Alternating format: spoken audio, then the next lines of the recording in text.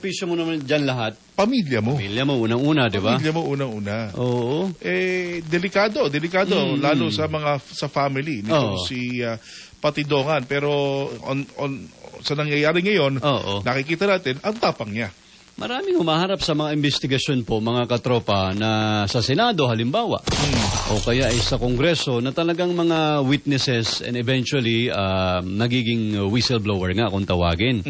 Pero yun nga, napapaisip lang ako talaga dahil sa dinami-dami nila, katropang Deo, tulad ng ating napagkukwentuhan lang naman, dalawang kahinatnan isa malagim na pwedeng mawala. Pangalawa, medyo light lang, babawi lang sila ng kanilang mga akusasyon. Di ba? Buhay pa rin. Pero the harm has done. Tapos na. Nakapanakit na sila, marami na silang isinabit, marami na rin pamilyang nasira, di ba? So talagang sabi ko, ano ba ito? Pera-pera lang. Kaya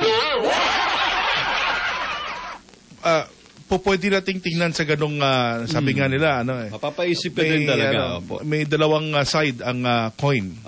At titingnan natin yung lahat ng angulo ng mga yan. Kaya yung iba kumakapit lang siguro din talaga sa kagipitan, Kaya gusto nilang kahit pa paano, di ba, mag-witness o magsalita.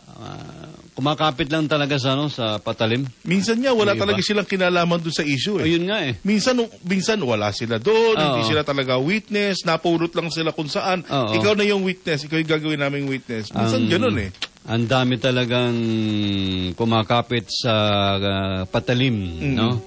At yung iba wala nang ibang pag-asa. Wala na. Hanggang sa dumating yung puntong sali ka na lang kaya sa Squid Game. Di ba? Squid Game? Do or die dun Parang malaki ang malaki ang premyo. Malaki ang matirang matibay.